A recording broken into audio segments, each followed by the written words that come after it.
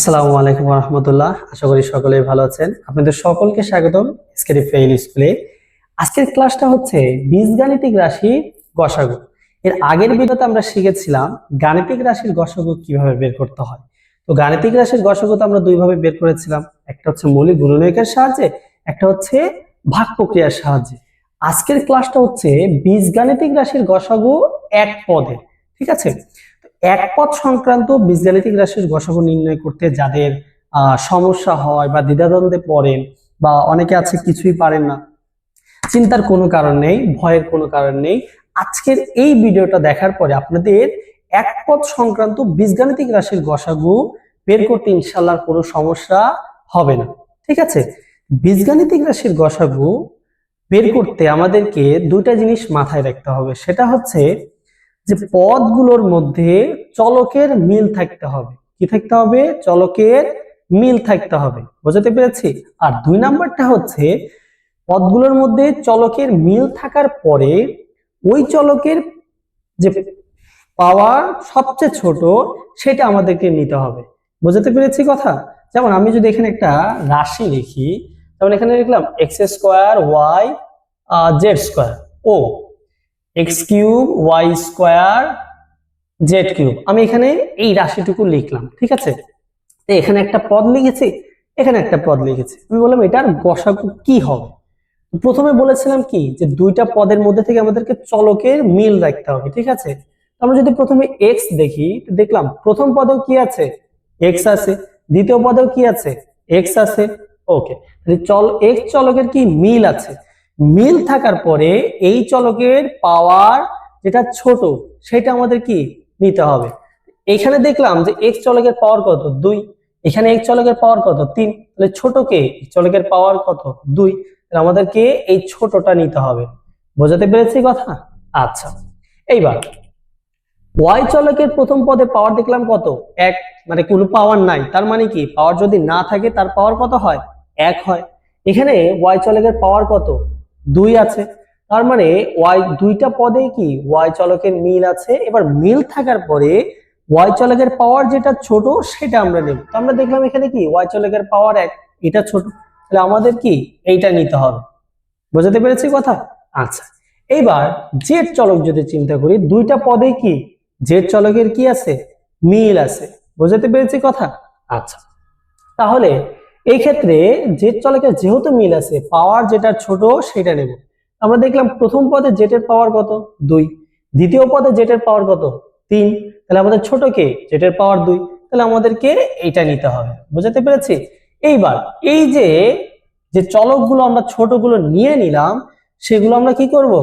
সব একসাথে গুণন করে দেব। এটা গুণন করলে কি হয়? এইটাই হয়। বুঝতে পেরেছি কথা? তাহলে এইটাই হচ্ছে আমাদের অ্যান্সার।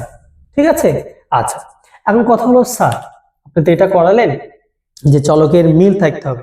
যদি কোনো সময় এরকম হয় যে চলকের মিল নাই, তখন আমরা কি করব? যেমন আমি যদি এইটাই লিখি, যেখানে এক্স স্কোয়ার লিখলাম, ওয়াই জেড স্কোয়ার লিখলাম, ও এক্স কিউব এবং ওয়াই স্কোয়ার লিখলাম, তাহলে আসলে কি করব? আমরা আসলে এখানে দেখলাম যে এক্স এবং এক্স চলকের মিল আছে দুইটা পদের মধ্যে। মিল যেহেতু আছে, যেটা ছোট পাওয়ার সেটা নিয়ে নেব। তাহলে এখানে কি স্কোয়ার নিয়ে নিলাম। আবার ওয়াই চলকের মিল আছে, এখানে ওয়াই এর পাওয়ার কোনো কিছু নাই, তার মানে 1। এখানে ওয়াই এর পাওয়ার 2, ছোটকে ওয়াই এর পাওয়ার 1, তাহলে আমি ওয়াই নিয়ে নিলাম। বুঝতে পেরেছি? যেটা ছোট। আচ্ছা, এইবার জেড দেখলাম প্রথম পদে আছে, কিন্তু দ্বিতীয় পদে আসলে জেড চলক নেই। যদি না থাকে তাহলে সেটার কোনো হিসাব হবে না। বুঝতে পেরেছি? তখন কি হবে? এই যে যে দুইটা চলকের মিল ছিল আমরা সেগুলো নিলাম, সেগুলো গুণন করে দিলে আমাদের অ্যান্সার। বুঝতে পেরেছি কথা?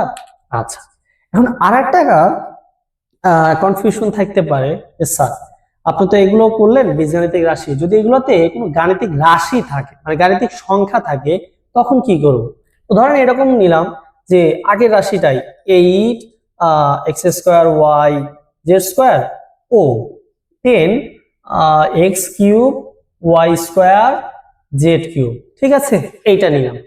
তাহলে আমাদেরকে এই ক্ষেত্রে করণীয় হচ্ছে যে সংখ্যাগুলো থাকবে সেই সংখ্যাগুলোর কি গাণিতিক রাশিতে যেভাবে আমরা গসাগু বের করেছিলাম ঠিক সেইভাবে বের করতে হবে। বুঝতে পেরেছি? তার মানে কি সংখ্যা আছে কে কে? 8 আছে এবং 10 আছে। 8 এবং 10 গাণিতিক রাশির গসাগু কিভাবে বের করবেন? দুইভাবে শিখিয়েছি, বলি গুণনীয়কের সাহায্যে এবং ভাগ প্রক্রিয়ার সাহায্যে। ঠিক আছে, আমি যদি ভাগ প্রক্রিয়ার সাহায্যে আমি বের করে ফেলি যে 8 একবার যায় এবং কত থাকে? 2 থাকে। 2 দ্বারা যদি 8 কে ভাগ করি 4 দুগুণা 8, এর মানে হচ্ছে কি 8 এবং 10 এর গসাগু কত? 2। ঠিক আছে, তাহলে 2 কিন্তু আমি নিলাম। আর এই যে রাশিগুলো যে আছে বীজগাণিতিক যে রাশি, সেটা এখানে যেভাবে করিয়েছি সেভাবে নিতে হবে। বুঝতে পেরেছি? ঠিক যেটা যদি এরকম করি যে x, এই প্রথম পদে x চলকের মিল আছে, দ্বিতীয় পদেও কি x চলকের মিল আছে, মিল থাকার পরে যেটা ছোট সেটা নেব। x এর পাওয়ার 2, x এর পাওয়ার 3, তাহলে আমাদের কি করতে হবে? যেটা ছোট সেটা নিতে হবে। y প্রথম পদেও আছে, দ্বিতীয় পদেও আছে, তাহলে y চলকের কি মিল আছে, ছোট কে y এর পাওয়ার 1, এটা ছোট, তাহলে আমাদের কি যেটা ছোট সেটা নিতে হবে। আবার প্রথম পদেও z আছে, দ্বিতীয় পদেও কি z আছে, এর মধ্যে থেকে যেটা পাওয়ার ছোট সেটা নিতে হবে, তাহলে z স্কয়ার, এটা ছোট, এটা নিলাম। তখন আবার কি এই সবগুলো আবার গুণন করে দেব। বুঝতে পেরেছি কথা? এটা গুণন করলে কি 2x square y z square হয়। এইটা হচ্ছে আমাদের অ্যান্সার। বুঝতে পেরেছি কথা? আচ্ছা, তাহলে এটা থেকে কি শিখলাম? যে আমাদের বীজগাণিতিক রাশির সাথে যদি কোনো সংখ্যা দেওয়া থাকে, সেই সংখ্যাগুলো আমরা গাণিতিক রাশির যে গসাগু বের করেছি ওইভাবে বের করে নেব। যেটা আসবে সেইটা জাস্ট আমরা যে বীজগাণিতিক রাশির যে গসাগু আসবে তার সাথে গুণন দিয়ে দেব। বুঝতে পেরেছি? আচ্ছা, এখন এরকম যদি হয় যে আসলে চলকগুলো আছে তাদের মধ্যে কোনো মিল নাই, তাহলে কি করব? যেমন আমি যদি এখানে বলি a ও b, এও একটা কি পদ, বিও একটা কি পদ। এখন এইখানে দেখেন প্রথম পদের যে চলক a এবং দ্বিতীয় পদের চলক কি b, এদের মধ্যে কি মিল আছে? যদি এরকম চলকের মিলই না থাকে তাহলে তাদের গসাগু কত হয়? গসাগু হয় হচ্ছে 1। বুঝতে পেরেছি কথা? আচ্ছা, আরেকটা লিখি, যেমন এখানে লিখলাম যে 2a ও 3b, এইটা লিখলাম। তাহলে কি হবে? এখানে প্রথম কথা হচ্ছে যে আমাদের সংখ্যা আছে, সংখ্যা কত? 2 প্রথম পদে, এবং পরের পদের সংখ্যা কত? 3। 2 আর 3 এর কি আসলে গসাগু কত হবে?